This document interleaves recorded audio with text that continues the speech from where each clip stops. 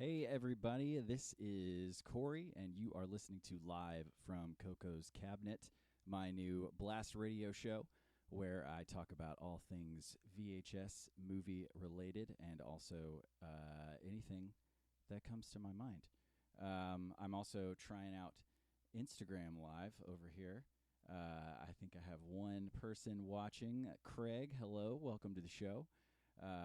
So we are definitely just feeling things out here for this first episode.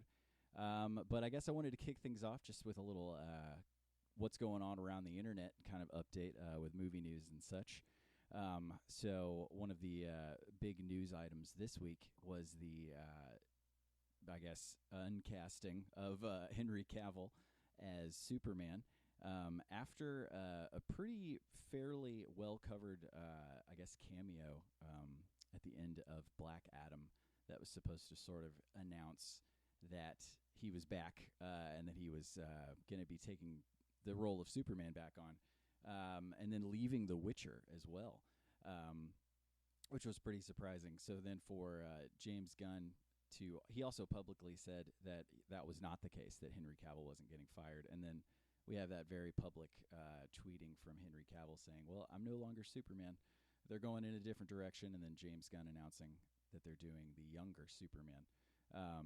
I don't know. It was all very, very public, and felt pretty bad for Henry Cavill because he's been very, very vocal about how he felt like he was born to play Superman. So I think now he's moved on to Warhammer 40,000, 40K, I think is the proper thing. Gosh, I'm digging myself a grave there. I don't want Warhammer fans to come after me, which I know he's also very, very passionate about that as well. So hopefully he'll find a place where he can stick around for a little while. I think he's a great actor, and I think he's a great Superman. I think he's just been let down by the filmmakers, not so much his performance. So good luck, Henry Cavill, and sorry about your really, really public loss of the role of Superman. I think the other big news item this week would probably be the release of Avatar 2 after what seems like 25 to 30 years since the first Avatar. I've been a pretty vocal anti-Avatar person since the first one, not because I mean, I had a lot of reasons. I saw the first one in 3D, and it was definitely an experience. It felt like a theme park ride, and I remember saw it with my friend Zach Prosser, who I used to work with at Digital Planet. Shout out to Digital Planet for those of you who remember that place if you're from Tennessee, in the Murfreesboro area. Anyway, we went and saw it, and I remember telling him afterward that if I hadn't had the opportunity to see this in a theater in 3D, I don't think this is going to translate any other way. And then you see it on home video, and it doesn't really translate. And then you also realize that it's Dances with Wolves, and it's Pocahontas. It's the white savior narrative. And so anyway, I wasn't a huge fan of the first one. And so my hype level for the second one was already pretty low. But it does appear that the critics are really liking it. In fact, one of my favorite filmmakers, Guillermo del Toro, tweeted that it was a really exciting theatrical experience. So I don't know. I think if I see it, I would certainly have to see it in the theater, preferably something crazy like IMAX, just to really up the experience factor. But I don't know. My excitement level is very low. However, it does seem like it's getting a positive reception. I have some people on Instagram that are here, and hello everyone. Has anyone seen Avatar 2 yet? That is live on Instagram there. That has you can just give me a thumbs up or a thumbs down.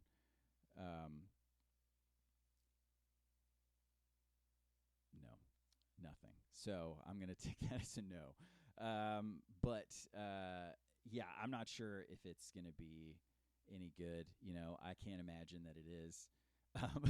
But we'll see.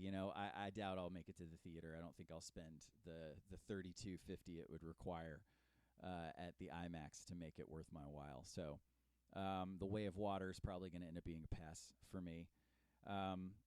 But in terms of movies coming out at home, there are several that have come out over the last few days that I have really been wanting to check out. Bones and All is one. Timothy Chalamet fans out there, shout out to Timothy.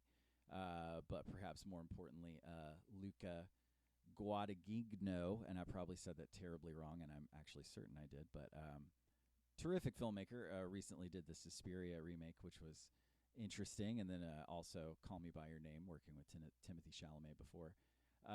It looks interesting, and honestly, the most exciting thing about it for me was that it's getting comparisons to Near Dark, which I think is a really wonderful and maybe not underrated now, because it's definitely found a cult audience, Catherine Bigelow horror movie that is very much kind of a road movie as well. So that's a cool comparison that makes me kind of excited about it. And it apparently has some really wonderful gore effects, some great practical stuff, which is always a plus for me. Love the practical effects. With that and Suspiria, he's kind of gone in a surprisingly graphically gory direction, I kind of would say. Perhaps surprising considering coming off Call Me By Your Name, which was just so deliriously romantic and, certainly not similarly horrifying like his new direction. Anyway, let's take a right turn from that. And I also am really excited about checking out The Fabelmans. And honestly, one of the major reasons I want to watch The Fabelmans is that there's a David Lynch cameo, which is really exciting because I love David Lynch, and seeing him on camera is always exciting. He was amazing in the Twin Peaks, The Return. I think he's an underrated actor. I really do think he's a terrific actor. And I hear he has a wonderful little cameo in The Fabelmans. But also, it's apparently Spielberg, out Spielberging himself, and he doesn't really miss too often. And it's getting a lot of positive buzz as well. And then the last new movie that I wanted to see that I noticed was available at home is The Banshees of Inisherin, which I'm sure I'm saying wrong because it sounds like I'm saying The Banshees of Ed Sheeran, which would be a very different movie, which I probably would watch. That sounds kind of fun.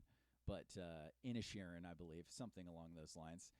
Colin Farrell apparently just acting like his life depended on it, giving it an amazing performance, which is not surprising. The guy is incredible. Also recently incredible in The Batman, looking unrecognizable as the Penguin. But he and Brendan Gleeson, it looks just wonderful. Directed by the same director that brought us In Bruges, which was also terrific and also starred the same two actors, I believe. Yes, that's right. Anyway, it looks great. I've heard it's really, really wonderful and sad and funny and tragic, and definitely want to check that one out. And then I think that's everything that I noticed. There's kind of a lot coming out right now. I still want to see Violent Night as well. That's been getting a lot of buzz. David Harbour playing essentially John McClane Santa Claus, from what I gather. That looks like a lot of fun. There's just kind of a lot of movies. I guess that's pretty normal for December. I feel like December's kind of I usually always feel like I watch a lot more movies in December, and for some reason kind of equate it with going to the movies, seeing. I have a Quentin Tarantino association with the holidays as well. I don't know if that's from seeing them in the theater or that I did that at home. I'm not really sure why. Which I also, if you want to buy me his new book, Cinema Speculation, that would be dope. I don't know how you would buy me that unless you're Santa Claus, but maybe Santa Claus he's always watching, so I'm sure he's one of my viewers. It doesn't show up on my stats, but I guess he wouldn't. So I guess the last thing I'll close with, this is probably going to be a pretty short episode because I really just kind of feeling things out here. What I've recently acquired on VHS, which I was going to bring over to me, but I did not do that. So you'll just have to trust me for my Instagram viewers, because I actually have a few. I'll wave again. It's cool. Thank you for joining me. But most recently, my most exciting acquisition was Santa with Muscles, starring Hulk Hogan, from 1996. It is an absolute trash masterpiece. He stars as a millionaire he sells his own protein powder because he's Hulk Hogan, and he suffers from a head wound and wakes up and believes that he's Santa Claus, but of course the important qualifier being Santa with muscles.